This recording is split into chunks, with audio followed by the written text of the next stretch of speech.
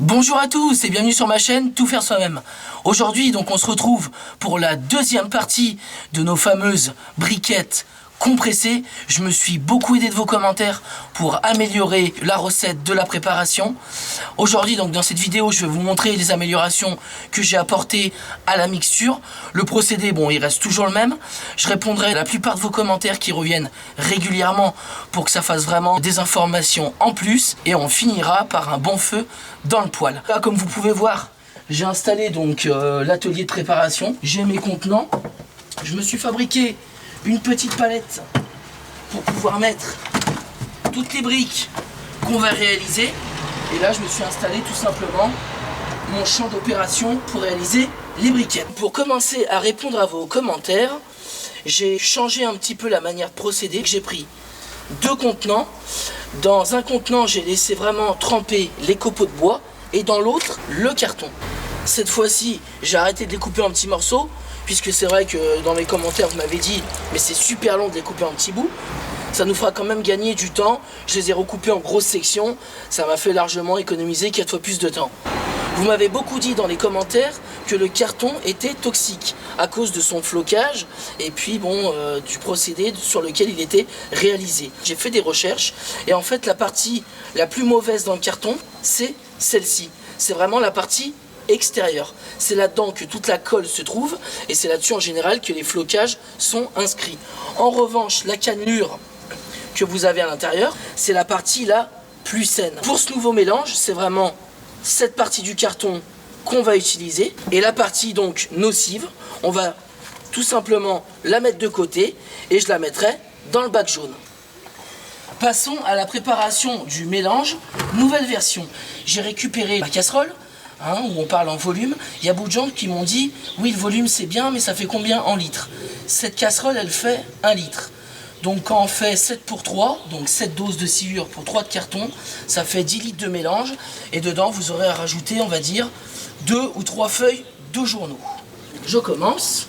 Ce que j'ai fait pour me simplifier la vie et pour déjà évacuer une bonne partie de l'eau, j'ai pris une passoire. Ça me permettra de travailler à hauteur et d'éviter de gaspiller trop d'eau ou de devoir la récupérer. Pour le carton, cette fois-ci, on va prendre donc, comme je disais tout à l'heure, juste la cannelure qui est à l'intérieur. Maintenant que j'ai mis mes 3 casseroles et mes 7 de sciure, même opération, on rajoute 3 feuilles de papier journaux. Ça y est, notre mélange est prêt. On va pouvoir le malaxer. Qu'est-ce que c'est un malaxeur? Donc un malaxeur c'est ça, c'est cet appareil. Donc là c'est vraiment un appareil de chantier que je me sers tous les jours. Si vous n'avez pas un malaxeur comme celui-là, ils vendent dans le commerce des tiges qu'on appelle tiges lisses et qui feront largement l'affaire. Là on peut voir que mon mélange est quand même quasi sec. Je prends une casserole d'eau tout simplement. Voilà. Allez, j'en mets une deuxième, ça me fait plaisir. Pour aider, on va dire, un peu au mélange. Que le mélange est prêt, donc vous voyez le fait de vraiment y faire tremper avant et de vraiment prendre la partie du carton, on va dire la meilleure, entre guillemets, ça nous fait vraiment un mélange qui est vraiment parfait. Je vais laisser mon clone faire les briquettes. Bien évidemment, je vais le chronométrer, puis nous, on va retourner au chaud pour finir de répondre à tous vos commentaires. Restez bien jusqu'à la fin, puisqu'à la fin, on fera donc un joli feu pour brûler toutes nos bûches. Ça y est, on se retrouve au chaud. On peut bien voir que le clone travaille durement. Je vais continuer de répondre à vos questions. Là, on a résolu, je pense, le problème du carton sur, on va dire, sa nocivité. Et il nous reste donc encore un problème à régler, c'est les journaux. Vous avez été beaucoup à me dire qu'il y avait de l'encre dedans et que, bon, finalement, c'était pas très bon. Ce que je vous propose, c'est de remplacer ces papiers journaux par tout simplement de la fécule de maïs. Ça pourra faire office de liant pour vraiment venir solidifier vos briques. Et on va dire que le dosage, pour un mélange de 10 litres, vous mettez 2 grosses cuillères à soupe. Pour l'instant, j'utilise toujours le même procédé puisque j'ai fait un stock impressionnant de journaux. Et après, je pense que je passerai à la fécule de maïs. Deuxième commentaire qui revient régulièrement, c'est est-ce qu'il y a un risque ou pas de brûler ces briques. Dans ma première vidéo, j'ai été un petit peu vague dans l'explication, sciure ou copeaux. Moi, c'est vraiment des copeaux de bois que j'ai donc récupérés. J'avais bien expliqué au menuisier pour quel type d'usage j'allais les utiliser et il m'a vraiment sélectionné des copeaux de bonne qualité qui sortaient de sa raboteuse et où il n'y avait vraiment pas de panneaux d'agglo ou tout ce type de cochonnerie dedans. Après, j'ai envie de vous dire, le risque zéro, il n'existe pas. Moi, je suis locataire dans la maison où je suis. Toutes les années, j'ai l'obligation de faire ramoner mon conduit et c'est ce qui me sert d'assurance. Jusqu'à présent, je brûlais donc de la charmille, mais ça m'est déjà arrivé de brûler des résineux. Après, tout dépend de comment se passe la combustion dans votre poêle. Voilà, si elle est vraiment entière ou si elle n'est pas entière. Si vous vous retrouvez à mettre 4 bûches dans votre feu et que vous avez l'équivalent en cendres, votre combustion elle n'est pas du tout entière.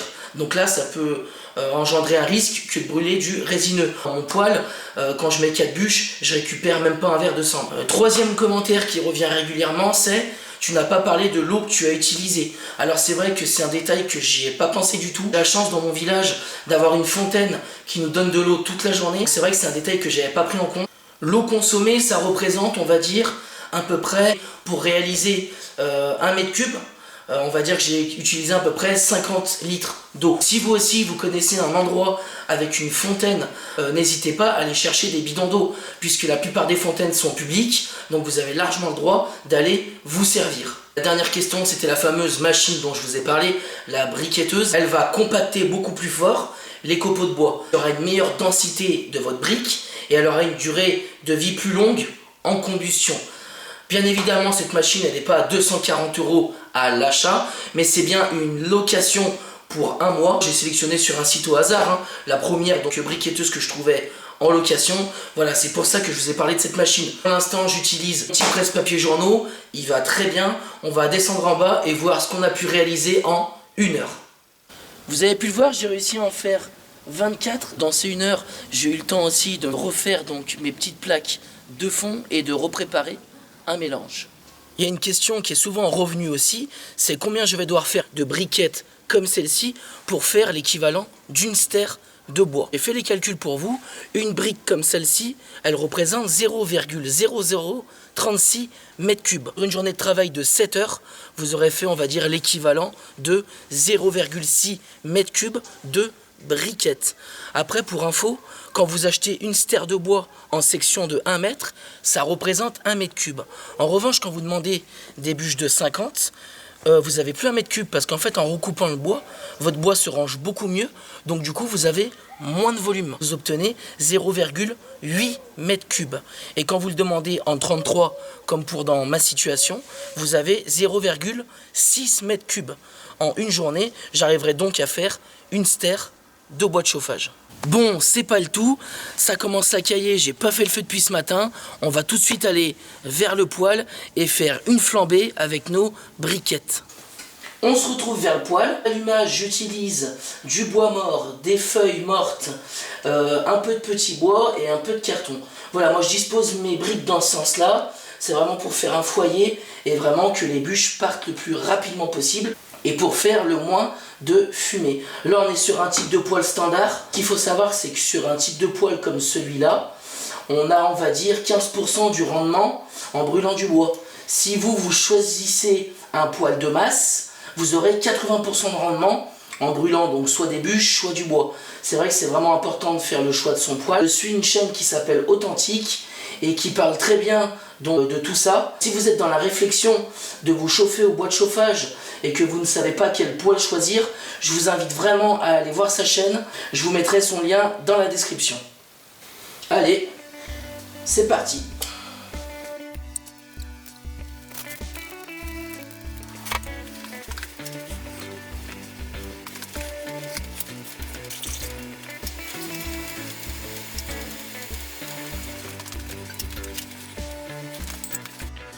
J'espère que cette deuxième partie vous aura aidé encore un peu plus pour vous aussi entreprendre un bois de chauffage alternatif. Du coup, je vais instaurer un live tous les dimanches matins pour répondre à vos questions de la vidéo que j'aurai publiée le vendredi.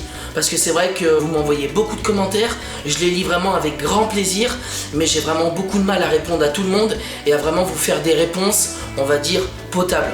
Donc ce que je vous propose, c'est que continuez à mettre un maximum de commentaires. Moi, le samedi, ça me permettra de travailler le sujet et le dimanche, je pourrai répondre à tout ça. D'ici là, je vous souhaite un bon week-end et nous, on se retrouve dimanche matin à 10 h pour faire le point.